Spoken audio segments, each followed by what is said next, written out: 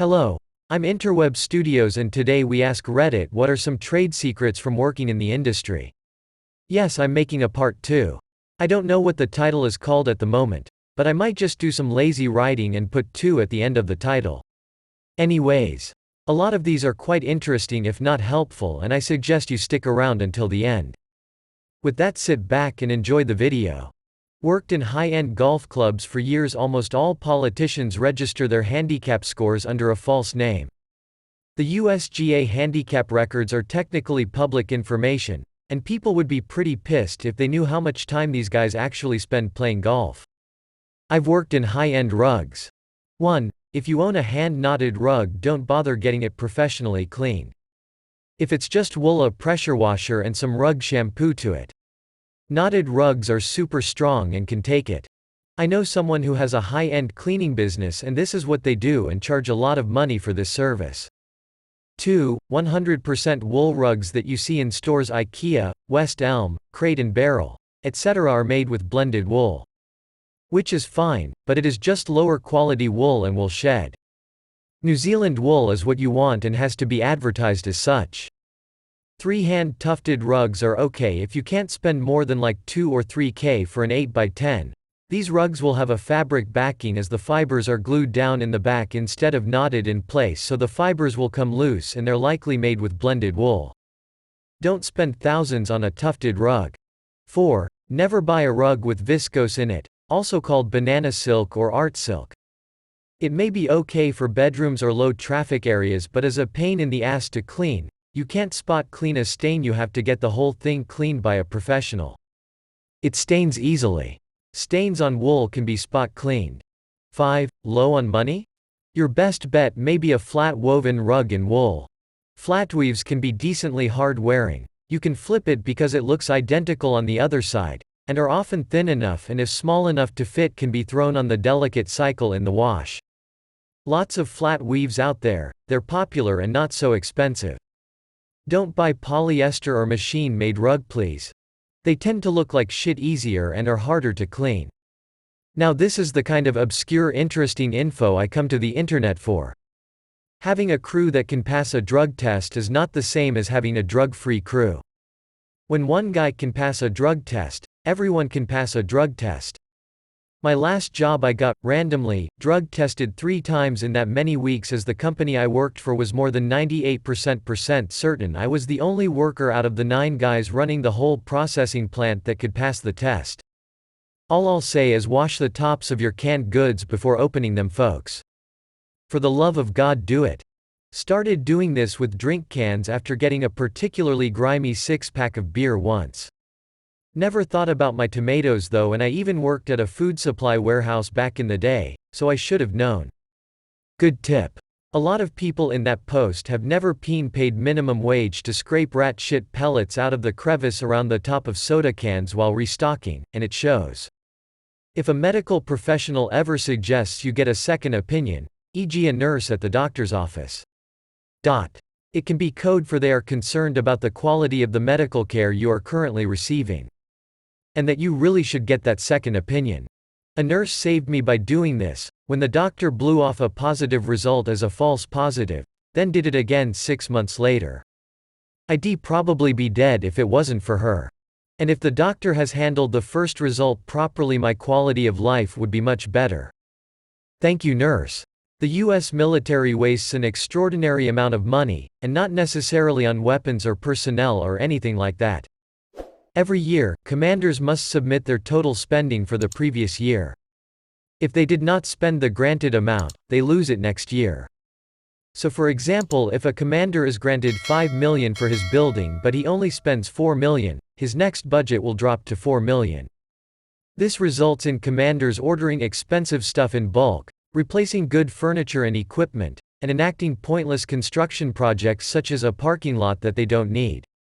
Great example. When he couldn't make the budget, our commander ordered 360-inch TVs and had them placed in the hallways, spare rooms, and tossed the remainder in storage. Each TV was overpriced at around $1,000. Commander met his budget though, so I guess it was a success. Welcome to the bloated US military. Edit. I realize most of the government works this way, But this is just my specific experience in the military, which is arguably the most bloated and overfunded piece of the federal government's budget. A lot of the federal government works this way. When moving into a new rental, before you move anything in, take a video of your walk-through and mention and point out everything and anything. Mark the date, time, and address. If they give you a small form to write on, make your own. This can save you lots of issues when you move out. Also take a video when you leave. I took a bunch of pictures when leaving a rental house, almost as an afterthought because I didn't trust the landlord, who was my sister's husband, and they both behaved like complete shits while I lived there. The next day I got a call from my dad chastising me for thrashing the house because my sister told him I did. She said there were broken things, filth everywhere, damage to the structure, etc. I sent him the pictures I took before I left and he apologized and gave her a mild telling off for lying about it. She mumbled something about, "Well, I found an old pizza crust under the couch," which I knew was crap because I cleaned under there even though there was zero ground clearance, but unfortunately I didn't take a picture of under the couch. Net result is that I barely speak to her or her husband, and it damaged my relationship with my dad because it was a tipping point of her word being golden and me having to back up everything I say with concrete supporting evidence. Hard braking is the #1 driving behavior identifier that someone will be in an accident. So just chill. So is this because hard braking causes so many accidents, or that people who hard brake tend to not be paying as much attention, therefore needing to hard brake more? Or maybe a bit of both? Pretty sure it's mostly because a lot of drivers don't respect the minimum distance between cars. So if you hard brake, the dude behind you will inevitably be unable to stop in time and crash into your backside. At Starbucks, they have a recycling and trash bin. They both go into the dumpster. There's a Chipotle with those and a compost bin. They don't compost. And there's one dumpster out back. But I guess it makes people feel good? At any given point in time, roughly 10–20% of the entire internet has a dev team in an absolute panic state. The websites you use for every aspect of your life are held together with duct tape and shoestrings. Truth. Being on the inside has ruined the magic of the internet for me. Every website I visit, now I just see the potential defects and failures I know are there. In real estate, open houses are primarily to get more leads and clients for the agents hosting the open house, not to get your house sold. When you play match 3 games, like Candy Crush Saga, after beating a few levels the game will make it impossible for you to continue. You will be getting impossible odds. If you put your device aside and return after several hours or a day later, you will find the previously impossible level to be easy as duck. It is a mechanism to prevent people from burning through hundreds of levels in one go. Awards tend to be bullshit. Awards companies are there to sell advertising. They make up awards, offer winning titles to businesses, then charge them to include their name in their literature. For example, the business my husband and I own recently won a national award. We were even asked what award we'd like to win. What's the title of the award you feel you'd be best suited to? We could have made anything up and we'd have been given it.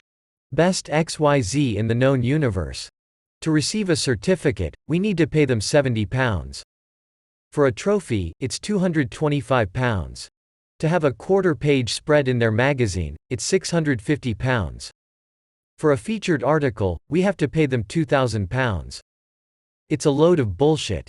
Nobody ever remembers who gave the award, and frankly we aren't daft enough to pay for a featured article nobody will ever read, so we just use the term award-winning in our own advertising now.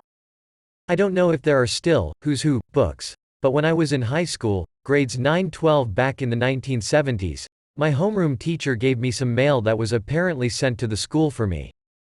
It was an invitation to have my name, picture, and bio placed in a Who's Who book, probably because I won a National Merit Scholarship. My teacher didn't say much about it, but I could see that it was obviously worthless. Send off your info, then buy the book, then ignore the other 500 people in the book when you look yourself up. And don't forget to buy copies for the grandparents. For every publicly announced data breach, whether that be a confirmed leak, or the identification of a security flaw, there are 50 other such incidents that companies swept under the rug. Data security is complicated, and most organizations don't have the proper expertise to secure their data. All emergency rooms are not equal emergency rooms. In my hospital, we don't have any sort of OB, pediatrics or any of that.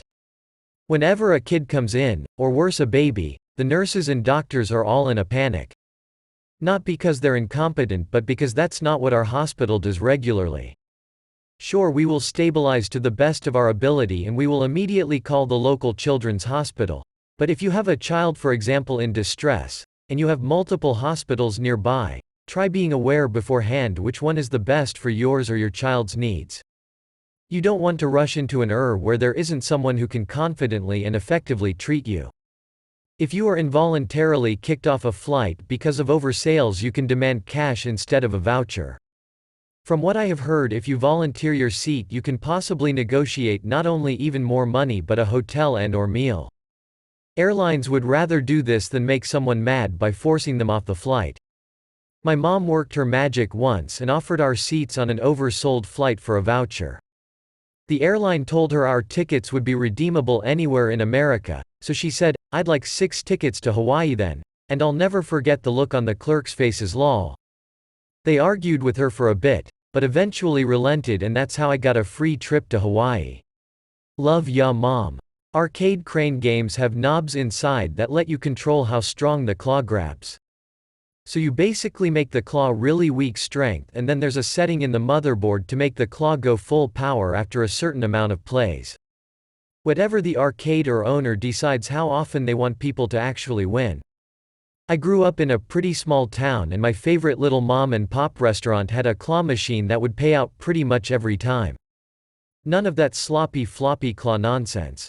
When I was a little kid, I thought I must just be really good at the game. It wasn't until I was an adult that I learned that the settings are adjustable. The sweet old man that ran the restaurant just liked to see us kids happy. In recording studios, very rarely is a vocal sung all the way through. What you're hearing is each line punched in individually. Almost always. In some popular music, it goes even further than that. Lots of vocal tracks are comped together with even individual syllables being stitched together from different takes. From there they pitch correct, even out the clip volumes, layer multiple vocals, compress them, and then automate them to get absolutely perfect pitch, tone, and level across the song. A final vocal in a modern, major production resembles an actual performance as much as a hot dog resembles a pig. That being said, hot dogs can be damn tasty. The Canadian legal system is extremely underfunded and overwhelmed.